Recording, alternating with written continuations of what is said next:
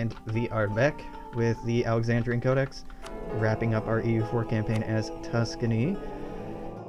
First thing to do is figure out what Parliament wants. I'm gonna say this. I'm not crazy about it, but it should be fine. Take sides in Parliament, local autonomy, take sides in Parliament.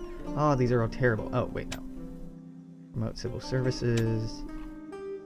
Ignore corruption, take sides in Parliament, take sides in Parliament. Take sides in Parliament. Alright. There we go. Good enough.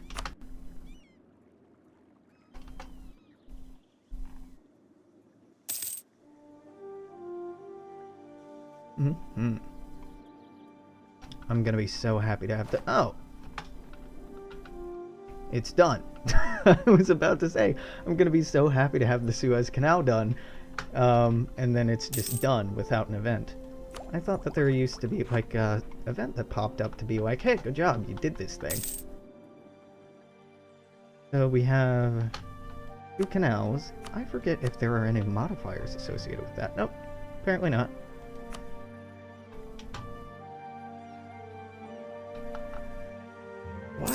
Why does French purge Portuguese heresy?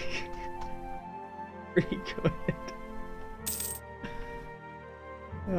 Poor Portugal. Poland has occupied Crane. Excuse you? I did not invite the Polish to hang out in Austria.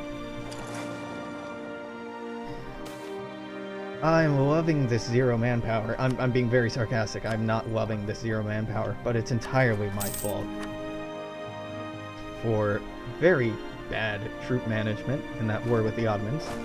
Now this war, by contrast, will be very easy.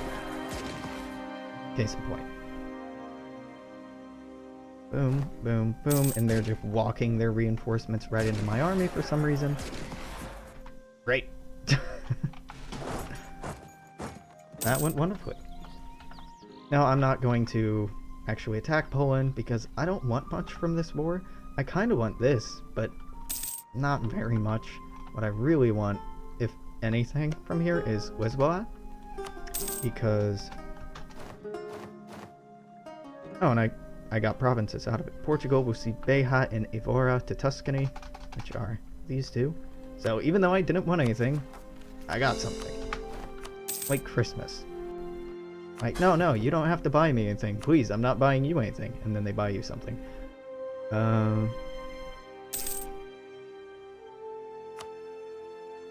That happens a lot with my family. I'm just confirming that we are recording. Yeah. I know I'm streaming. I can see my pretty face down there, but cannot tell if I'm recording because I like keeping Twitch chat up instead.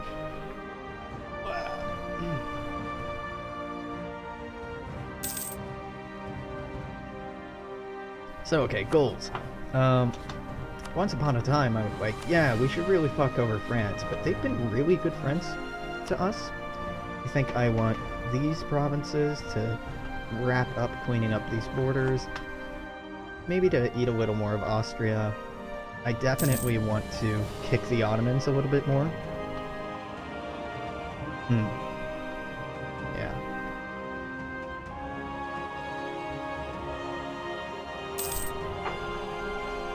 And what I am gonna do, I'm gonna mute myself, go get tea, and I'm gonna leave this running because I don't expect anything interesting is gonna happen in the next 2 months, but we're gonna find out. This is probably a terrible decision.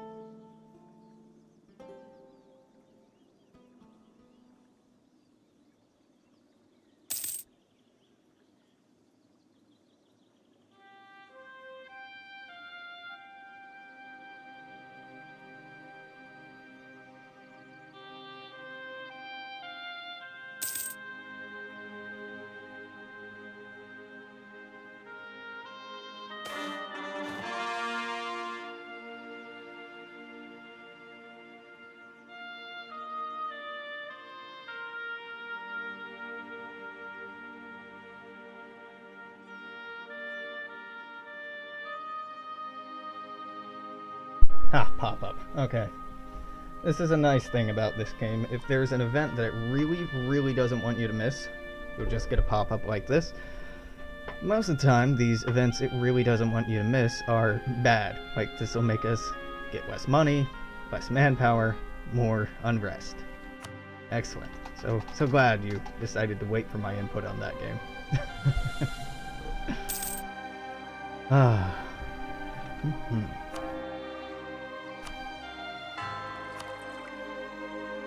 Man, yeah. Endgame is starting to chug a lot more than I remember it.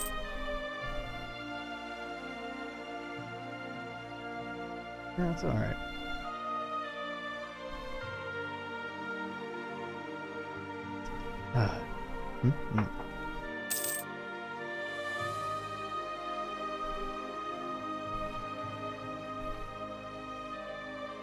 Hindustan is still doing pretty.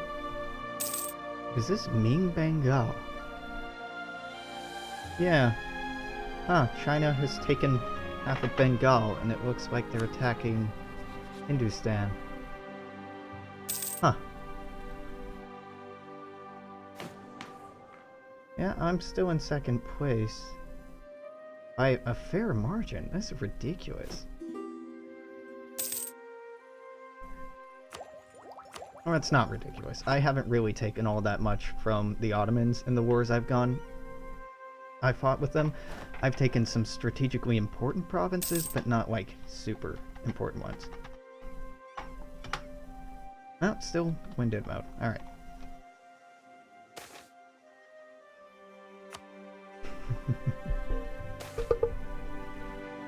Now, in this time period, Tuscany never got this big. Tuscany only ever got this big, a little bit bigger. The Grand Duchy of Tuscany was never this big.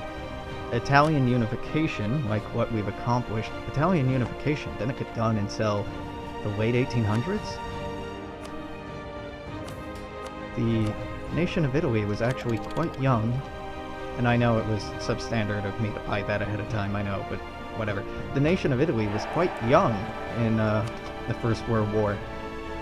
Their desires in that war, why they turned on Austria-Hungary, were to get these territories right here, which they considered to be culturally or demographically Italian, but were controlled by the Austrians. We just did that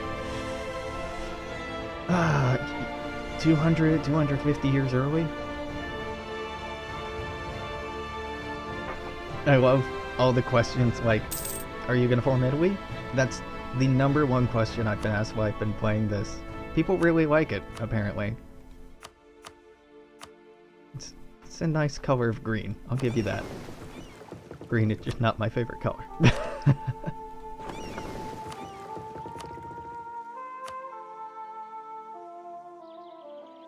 That would be nice, actually, if, it's a silly, stupid cosmetic thing, but if you could change your color, your nation's color, that would be quite cool. You can already change your name and just about everything else, but... This is Louisiana. Just Louisiana. Huh. So, Louisiana has joined Mexico as being an independent American state. I think that they're it, though. It's interesting. We still have a few tiny native kingdoms? Yeah. But all vassals of Portugal. Mighty Portugal.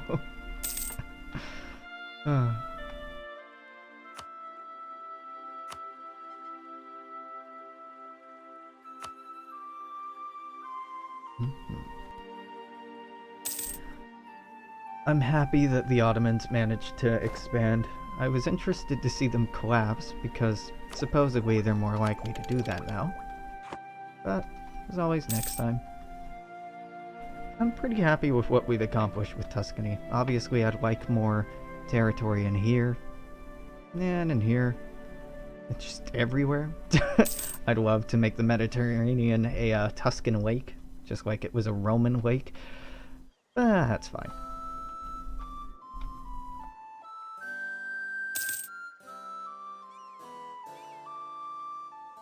I don't know what China's been doing here. Like, their northern border is so horrendous. And they haven't made any attempt to fix this at all. Portuguese separatists. But no. What if you weren't jerks? Heretics of Sinai have been converted.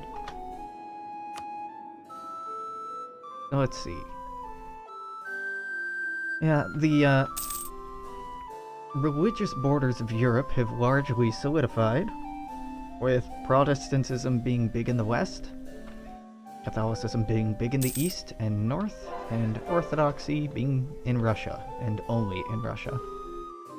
That's kind of similar to how real history worked, but it's the opposite way around. Just about everything that's Catholic on here was Protestant, and everything that's Catholic or Protestant was Catholic. Catholicism had a stranglehold on these areas, with the exception of here, here, here. Very interesting.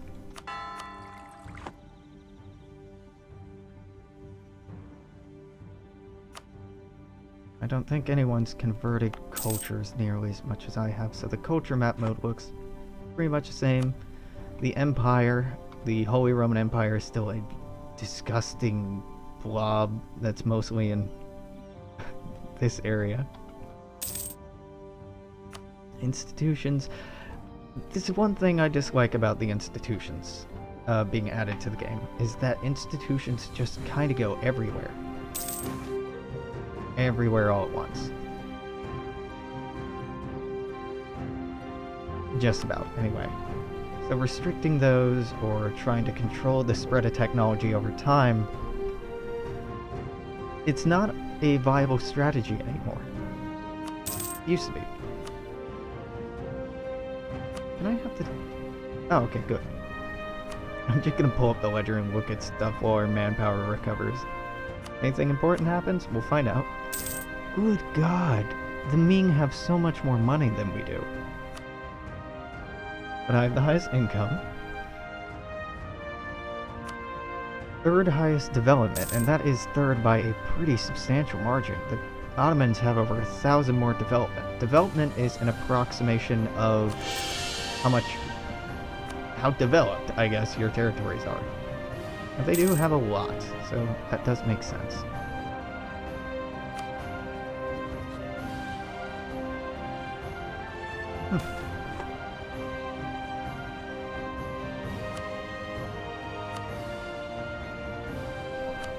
Let's see here. Score comparison, score through the ages. I don't think it's possible for us to take... No, there's no way for us to actually get first place. Score doesn't matter in any way. It's just an interesting... Give me, what, 140 more years and we'll have nukes? I'd have to take this game and convert it into Victoria 2, which is the same sort of game, but for the Victorian setting. I'd have to run that through all the way to 1936. And then I'd convert it over to the Hearts of Iron games. And then I can build nukes and nuke it all. Victoria 2 does a much better job at, like, emulating technological supremacy and intentionally keeping technology away from people. I didn't realize this was all the way down there. Well, I blame no one but myself for this. Get on the boat. Go down to Africa.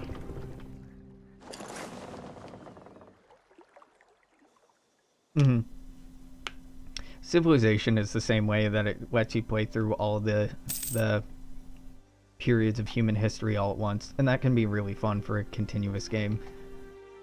The reason it's broken up into different time periods is to help really try to capture the actual feeling of those time periods. I think that it's done quite well. But the games try to accomplish very different things, I think.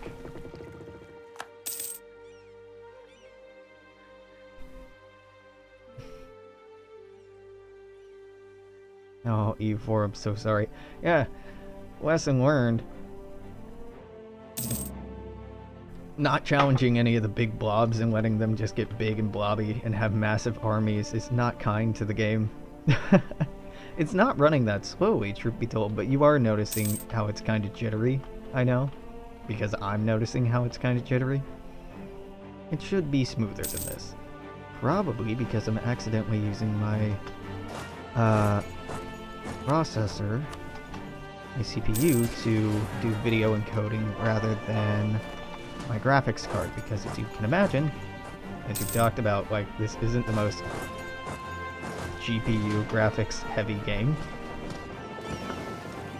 What I really need to do is reinstall the card that I wanted to do video encoding on, but I've just been lazy.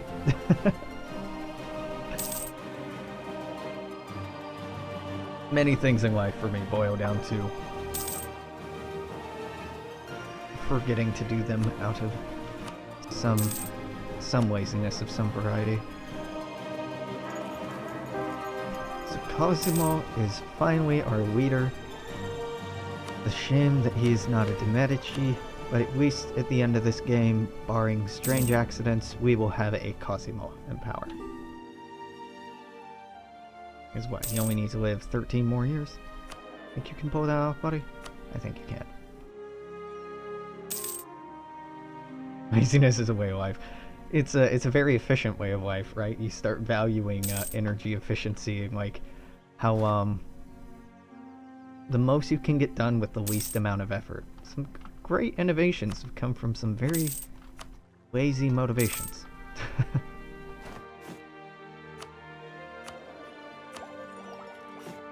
Alright, let's go into cultures. Whip what I can. So Egyptian, Greek, Egyptian, Turkish.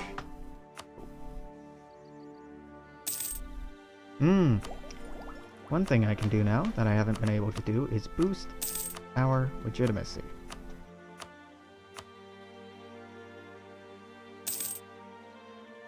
Yeah, a how-to book, like, that was a thing we did in school, was write a guide how to do this thing, and you have to walk through every single micro step along the way. Yeah, so much effort for something so small. I joke with my partner, Cora, Alex's guide to different things is basically just like, don't!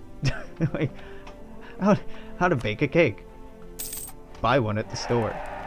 How to, like, replace such and so. Don't replace it. Now, I'm not actually that lazy, but that would be such a... It's a funny idea for a very short comic series. How to tie your shoes. Don't just show a pair of shoes that don't have laces on them.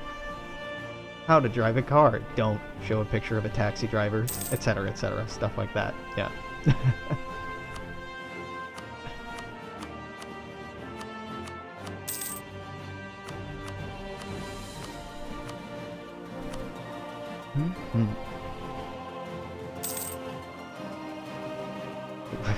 Man, at one point I would have been happy to see Lithuania getting eaten up, but now I know every little province that goes to the Ottomans is just going to be used as fuel against me.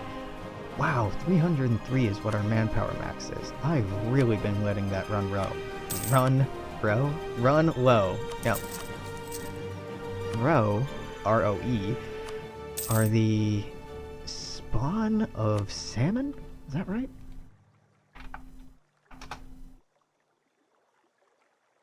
Roe, or hard roe, is a fully ripe internal egg mass in the ovaries, or the released external egg mass of fish and certain marine animals, such as shrimp, scallop, and sea urchins. No, nothing like salmon at all. I don't know what food is.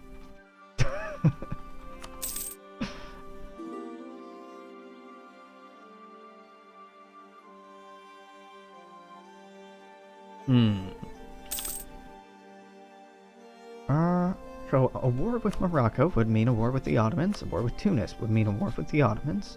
war with the Ottomans would mean a war with both of them.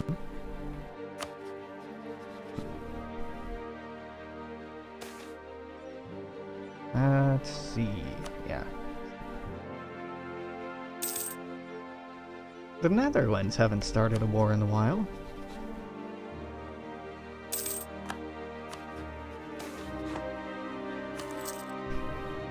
Alright. This is me being negligent.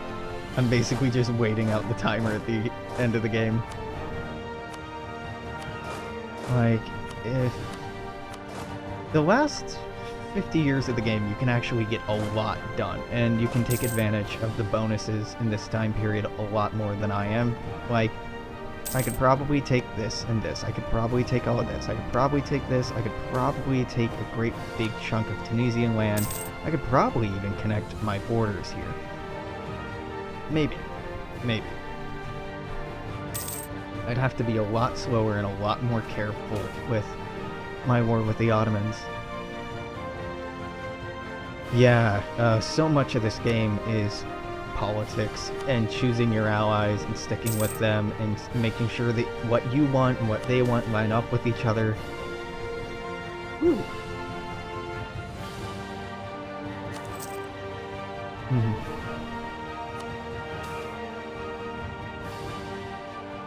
These, Kaylin, I love that you jumped into, like, the end game for this game, and you're seeing things at, like, their most complicated, but when you first start out, you don't have armies of hundreds of thousands of troops. You start out with, like, a couple thousand, or a few thousand, or if you have a big nation, like 10,000 or 20,000, then alliances are a lot more slow and careful, and the game runs a lot slower early on. Not, the game doesn't, but, like, you take it a lot slower and a lot more cautious, but basically I've just gotten to the point where I can be very rash and brash. Yeah, it builds up very slowly over time. At this point, I'm just like, I am a wrecking ball. Yeah, alright.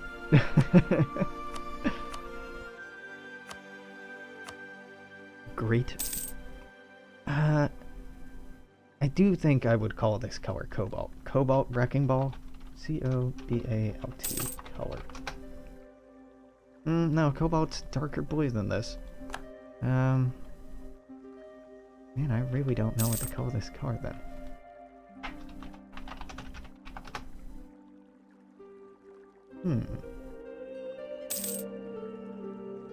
Almost lavender, actually.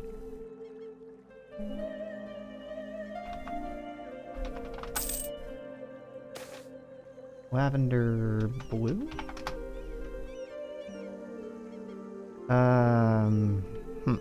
Yeah, let them complain. Lavender Blue is a song. It's an English folk song. Well, that's not what I wanted. It's very close to a lavender color, actually, that we have going on here. Whoops. I've been calling it Cobalt. Cornflower Blue is probably really close. Let's Google that. Cornflower Blue.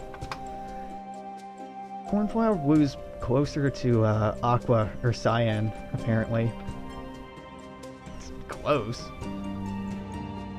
I mean, if I really wanted the name for this specific blue on screen, I could just take a screenshot, use a color sampling tool and Photoshop or something like that, and just find the hex code for it. And then you don't really need a name, right? Know how much white, how much black, how much white and black. Know how bright it is, how dark it is, how much green, red, and blue is in it. Beet boop blue. I'm okay with beet boop blue. About 9 years to go. This is the last text, so I'm just gonna buy it rather than waiting on it.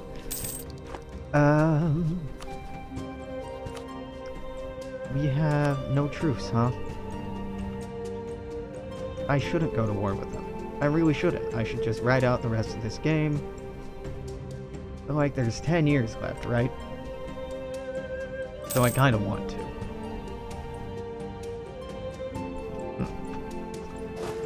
Decisions. Let's split this army in two, half over there.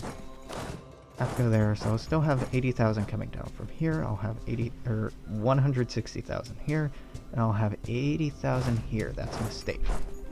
Yeah, I want to get these people out of here. I've learned from my mistakes. I'm gonna pull these troops out of here, move them up here, and swoop in from the north down. Not try to hold every position possible all at once. I have learned.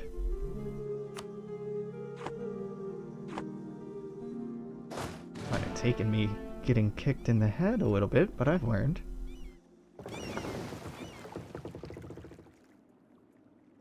You know, actually, I may take this army and just drop it straight on the capital. No, that's stupid. I still might do it, but it's stupid. Stop drilling, stop drilling, stop drilling. I'll wait until your manpower recovers. You go up there.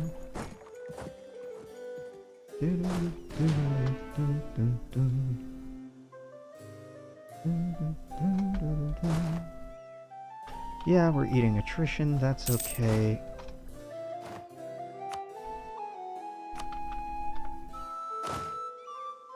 You can hire another leader. Yeah, there we go. Need someone to replace this. Let's just get another morale of navies, dude.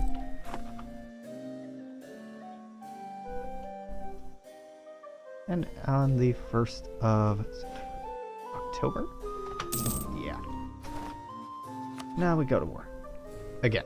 And we'll call in France this time. Might still not go well, but we're gonna find out. You are gonna go there.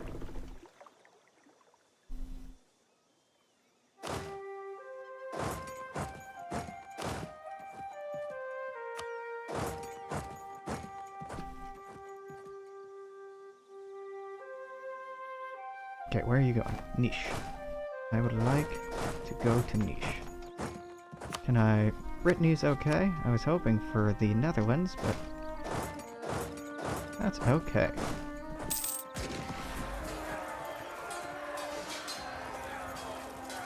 Stop, and you can go there.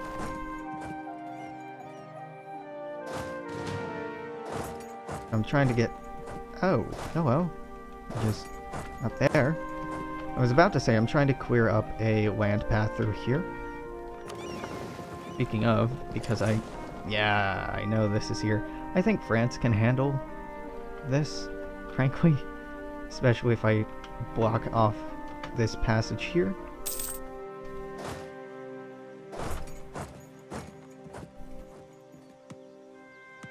Oh, you can go where I can't. Interesting. Alright, Ottomans.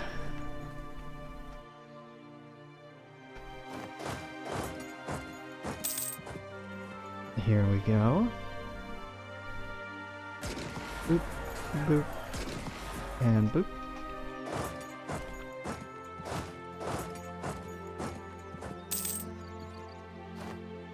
Huh. Okay. Don't know why you would break a treaty where I'm supporting your independence, but knock yourself out, 13 colonies. You can stay in the loving arms of Great Britain if you want to. Don't know why you want to, but you can.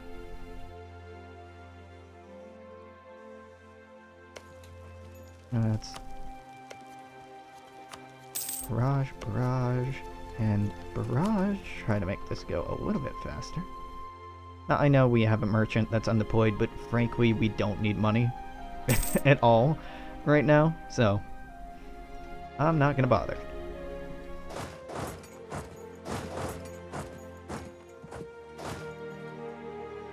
You're gonna go to Edernay, and then we're gonna flip and start going down here.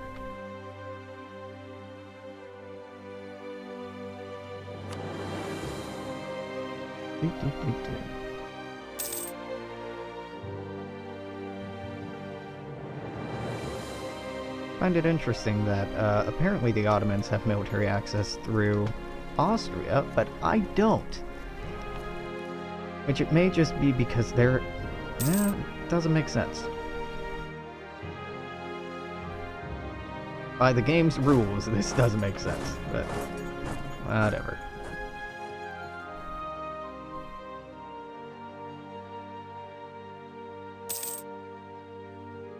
There we go.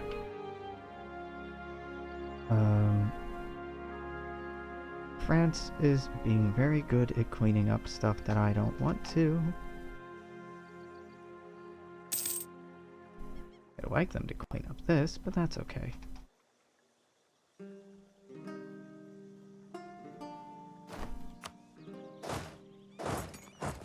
Go take that out.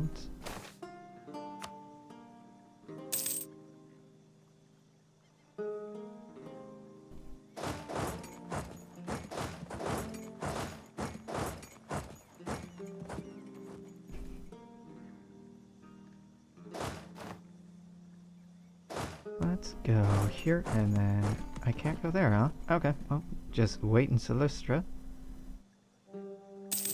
Because that's a bottleneck. You can head on down here.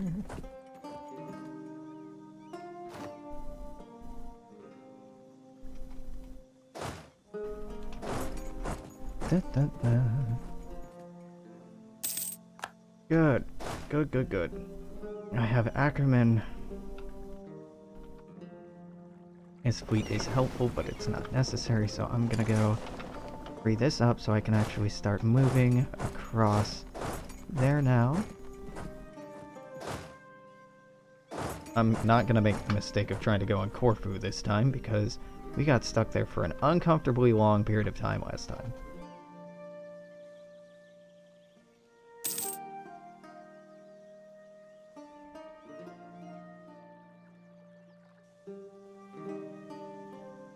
Now, I think 1 or 2 stacks should be enough to hold down the European front, and 1 or 2 should be enough to start making significant progress on the Anatolian front. I hope. I don't know why they just keep suiciding into my troops here. Move there, then there, then there, I guess. They're gonna insist on this.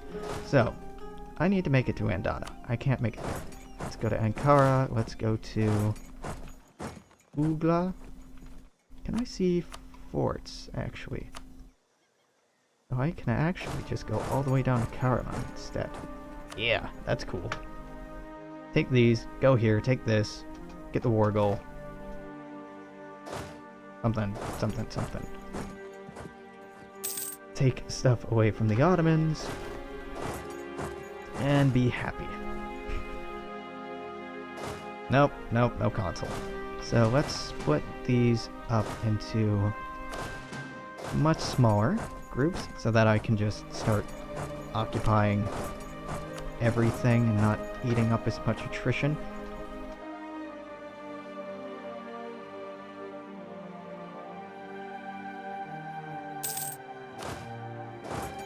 And you're gonna go there. I may have to send these stacks down here to help take care of this, because France is sure trying with these 180,000 troops, but they're not doing very much now, are they? 1, 2, 2, 3, 4.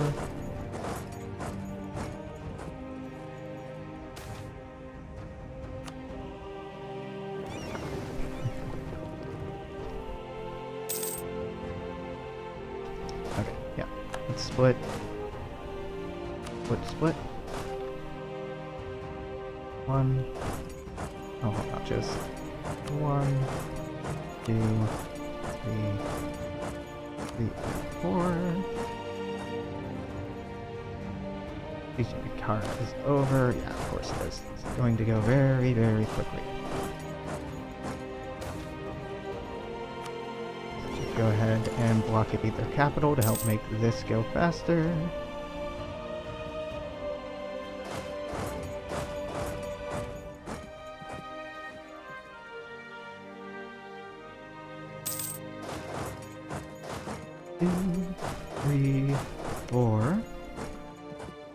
Let's wait for these two, just so I have to move less pieces. You go up to Sinop. I know you have this occupied. I know you've got this tenuously occupied. But I'm gonna take your capital, and I'm gonna push this war on as long as I can. Because I'm thinking this will probably be the last war of this game. Because there won't be very much time for another war with the Ottomans.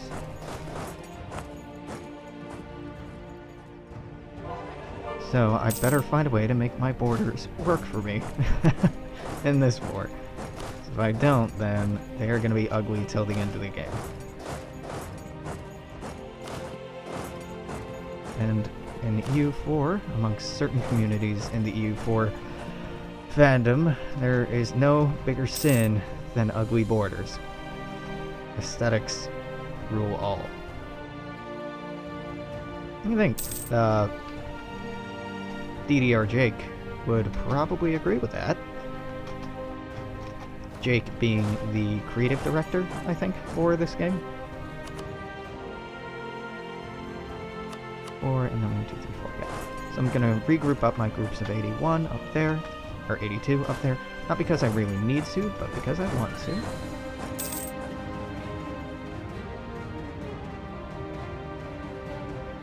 Let's start looking at my options. Now, I know we're at war with the Ottomans, so, like, why take this, but... This is... ugly.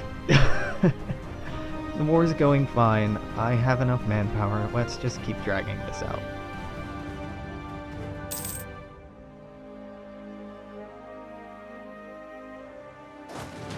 You're gonna go there. 240 are gonna group up and gonna go down here.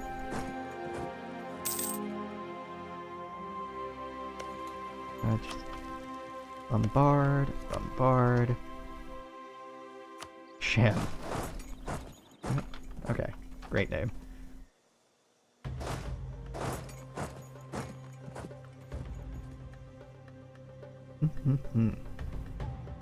That's gonna go. Gone. So I can hop over, destroy this stack of troops. It was smaller than I thought it was. Let's go down there instead.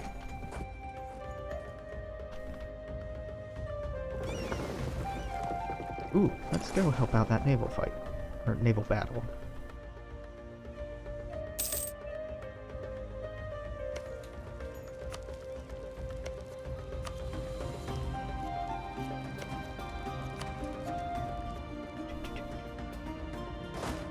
Go up there, turn around and go south. So, wiped. Not wiped, but it's... Port's gonna be mine soon.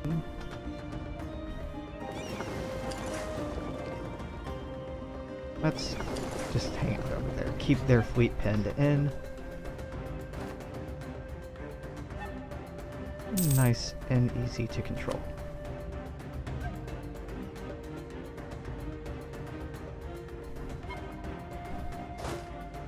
The next part for you is probably all the way out there.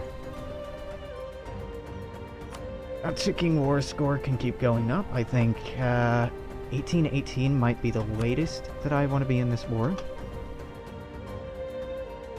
Just so that I have time to core whatever I get from it. If our manpower drops underneath 100,000, I might call the war then as well. And no, not being incredibly clear about what the confines of this war are, but it's pretty ambiguous. It's mostly just something to eat up the rest of the clock.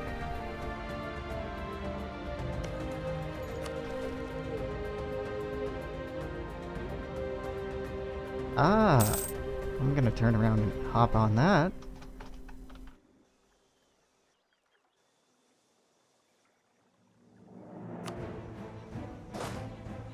Happily.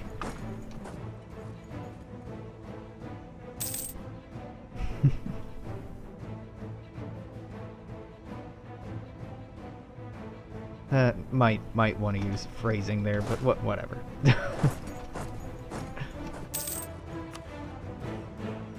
Very cool. Can I chase these down? I can. Good. You don't have to.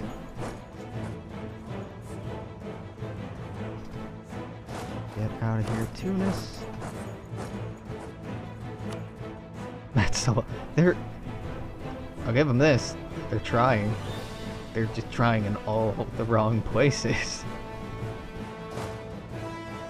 They really should be focusing a lot more on, you know, their capital, or the places that I'm sieging down, or the places where my armies are, but they're just all over the place. That'll probably be next month that I'll want to call it.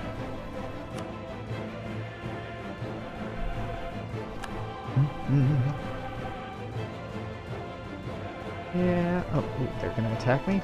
Please do. I'll attack you if you don't attack me. Come at me, bro. Boom.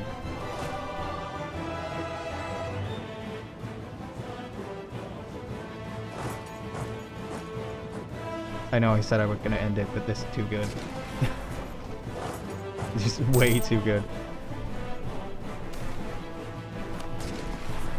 And there's that. Okay, now I'm feeling a lot better about... well, there's that Kiowa army I could crash. Kiowa, not Kiwa. That quinoa army I can crash. You're in Jaffa. And Sham. Okay, you're staying in Sham. And boom, alright. So, what do I want? I want a lot.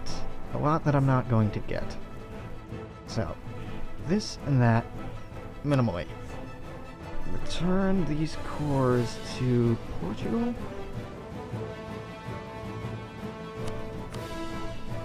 Yeah, you're not happy with that. Okay, well, I'm gonna take that.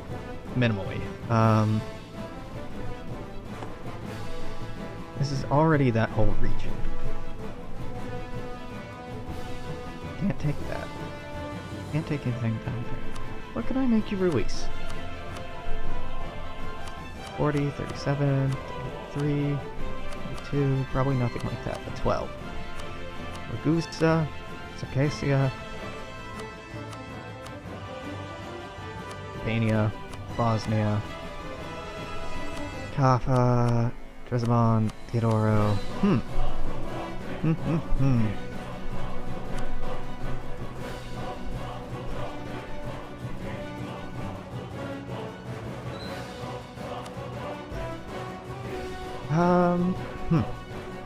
I know I'm not being very picky about this, because I don't particularly care very much. Okay, these are poor enough provinces. I could probably get away with taking a bit. I couldn't have Jerusalem, could I? I could. Right, this is Jerusalem. That's Palestine. Jaffa. Is it?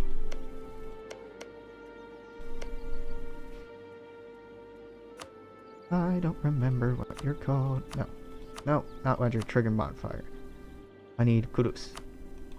Yeah, sure, I'll take that. That's fine. Nothing crazy.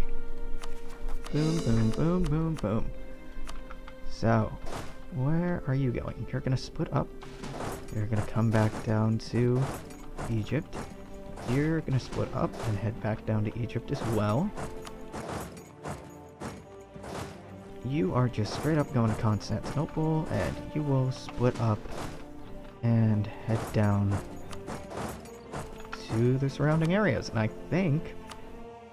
I mean, I probably could try to squeeze in another war in the time left in the game, but it just wouldn't be worth it. That is conquest of Jerusalem. So, the only holy city that I don't have, with respect to the Abrahamic traditions, is Mecca. And I'm not gonna make a mad dash for Mecca. I have the holy religious sites. Well, except for the, except for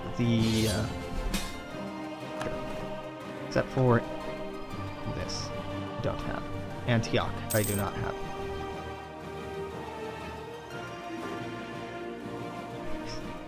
Second French purge of... Poor Portugal. They didn't do anything to deserve this fate. Alright. 5 years until we are done. Hold on, not 5 years. Almost 6. Well, almost 5. But still, a little more than that. Army not so grand. Sure, I'm not recruiting anything. Now, you may be asking yourself, or thinking, Alex, why would you keep playing this game if you're done? It's a fair question. Really, the answer is so we can see the end game screen. So I can say definitively that I did finish our second EU4 campaign. First one, maybe not so much, but the second one.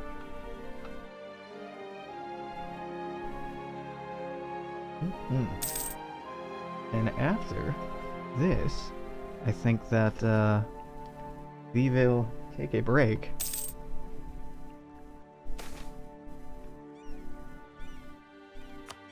For an hour or two. I'm gonna come back later with some Subnautica, I imagine. It's 8 now, so I'm thinking we'll be done 8:30, 8:20. Be back around 9:30 or 10 tonight.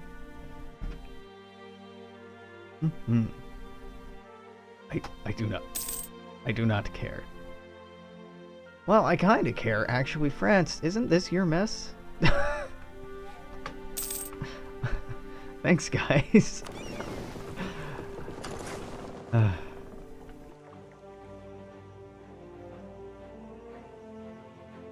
feel like this would be a fun game to continue on in Victoria too. Not because it's in a particularly difficult place, but because politics becomes a lot more important in Vicky 2, management of population becomes a lot more important in Vicky 2, the role of the individual in the society becomes more of a talking point. And while EU4 is interesting, genuinely interesting, EU4 does fall victim to being mostly about imperialism and colonialism at this specific time in history, which I can only say so much about it when I'm playing a game in which I'm willfully participating in it, right? Generally, I think that modern sentiments tend to agree that conquering other nations is bad, and enslaving other people is bad, and colonizing places already occupied by people is bad. Like, the avenues presented to us by Europa Universalis in terms of talking about the world in which we live in are mostly just stark reminders of the dark history that has characterized the last few centuries. And this is a great time of discovery, of reinvention of different art forms, of different kinds of literature, of different sciences. But it really does pale in comparison when we look at what comes in this century, in the 19th century, the 1800s. In the 1800s, we see frank discussions about religion, not just how we should best worship the Christian God. Conversations about, is there a God? Is a God worth worshiping? What does it mean to be a god? What does it mean to be self-aware? What does it mean to, etc., etc., etc. And we start seeing technologies that are not just interesting, and they're hinted at a little bit here. Like, we had an event much earlier on about in some of the first inoculations against different diseases. But that game is set in Victoria 2 is set in a time period where really humanity starts eliminating diseases for the first time, making concentrated efforts to make the world wholly a better place. Now, not entirely, right? There's still the whole division of Africa thing. There's a better word for that. Africa getting cut up, the way that the Europeans utterly dicked over China repeatedly. It's not a perfect time period, but it does have a lot more things, I think, to get excited about than this particular period of history. Now, never again, after the early 1800s, maybe the mid-1800s, the after the Victorian era, and really after the Age of Enlightenment, there was no new frontier to explore, no new maps to make, no new continents to find. People kind of lamented in the latter part of the 1800s when, the source of the Nile was finally discovered, when the Congo had fully been mapped out and things like that. Now, there are places on our planet where a human being has never set foot. Not because it's too dangerous or anything else, just because there is a ridiculous amount of space out there. But after the 1800s, and really after the end of the Enlightenment, there is this sentiment that started popping up that everything that could be discovered had been discovered. And rather than look outward, like you do in EU4 and try to explore the world, a lot of people turned inward to think about, well, what does it mean to be a person from Great Britain? What does it mean to be English or British? What does it mean to be a Christian or a Catholic? What does it mean to be this political group or that political group? And some very interesting philosophical ideas start coming to a head that play a very marked role in the formation of modern society. Now, of course, the same thing can and should be said about any other historical period, but the 1800s are just such an interesting period because of the technological zenith that we see going on, the rapid expansion of sciences and industries and philosophies. And it comes at pretty great cost. We see at the end of the 1800s, we have the Great War, World War I, which is one of the worst mistakes of early modern history. And of course, the great joke of World War I is that it didn't end until, the 1940s.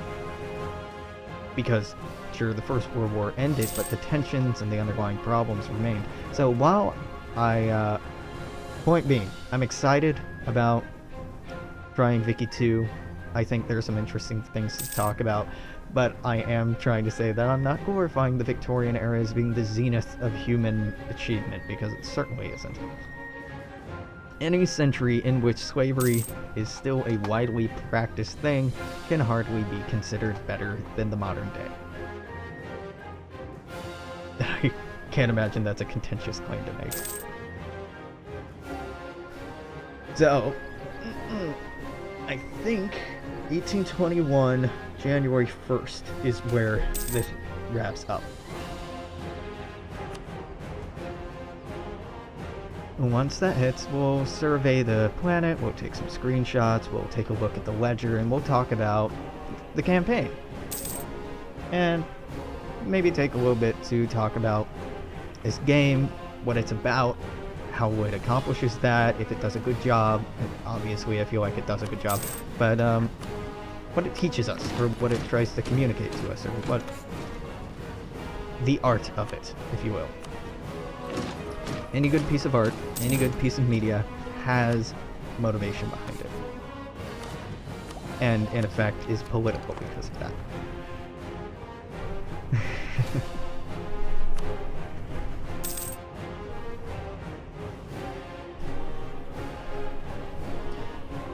Oh, right at the end of the game, Bohemia is finally in a personal union under Austria.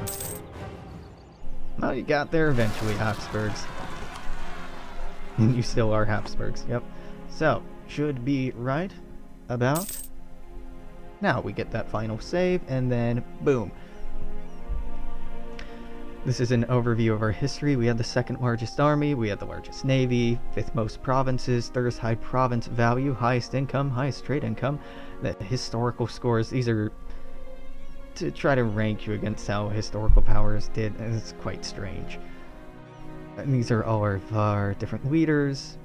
This is kind of neat, but it's kind of boring after the first time you see it.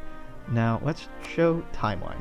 Now, the timeline is a feature where we start back at the beginning of the game. Now, we don't play anymore, but it'll show us everything that happened. Remember, we started as tiny little Florence, and we more or less formed Italy, took this, took that, had massive colonies, this, we were pretty wealthy. So I'm gonna click this, and while it's running, it should be over pretty quickly. Gonna talk about this game. So EU4 talks about the time period between 1400s to the early 1800s, the age of exploration, the Renaissance, and the Enlightenment, and the period of religious strife in Europe. God, this goes so quickly. This is beautiful. The colonization, how well does that get accomplished? Well, we don't really see the division of culture between the colonies and the home country, right? And that's a little unfortunate. We start seeing these borders change, and we kind of get a feel for like the colonial rush and the competition between nations at that time, which is great and fascinating. Unfortunately, I will say the representation of native groups is laughable. The fact that different provinces are named, like Yaqui or Yavapai or Alupai or Paiutes or etc., after the native peoples from that area is a nice gesture, but some better representation of what actually colonialism consisted of, i.e. barely veiled warfare, removing people from their lands, taking it, rebranding it, and resettling it. This is too clean and neat and just easy and fun. It's not, doesn't have any of the meat or the blood or the pain that colonialism really had. I'm not saying it needs to be a preachy piece, just that it needs to feel more real. Same thing goes for settlements in Africa. And the slave trade is totally ignorable in this game. It happens, but only like 2 pop-ups ever say anything about it, and unless you abolish slavery, you never really learn anything more about it, which is terrifying, because that was such a defining role of this history. The mass deportation of peoples from here to here. And we don't learn about the music of the time, we don't learn about the new political movements, the new philosophical movements. They're roughly approximated by like institutions and things like that in the game. We get a really good game about expanding borders and painting borders and like rough amalgamations of what it's like to run a country. Very rough. What it's like to run the books of a country, maybe. But I don't think we really get a good feel for this time period. We do in certain ways, like the Pope overextending their authority or playing a major political figure up until Protestantism strikes out, and then using the Protestant faith as a way to get more authority and to fight back against the Pope. It's interesting. And, you get a feeling for what the dynastic system is like playing in China, but you don't get the full picture. You get kind of like, it's like wanting fruit and all you have available is Kool-Aid. Like, it's vaguely like the thing that you want, but not at all. It's a good game. It's a very good game. It's a very difficult game. It's a very fun game.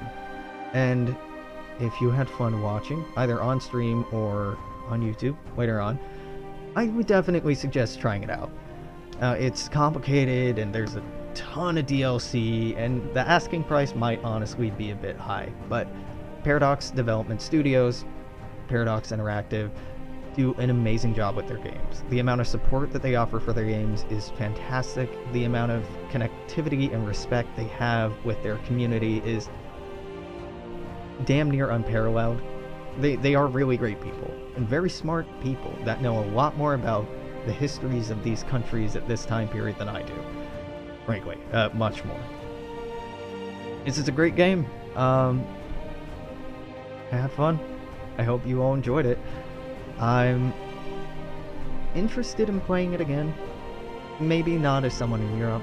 Maybe as one of the new nations changed by this DLC. Well, I'll think about it. If you have any ideas, totally drop a line in chat or in the comments later and let me know. But until then, have fun. I will see you all next time. Bye.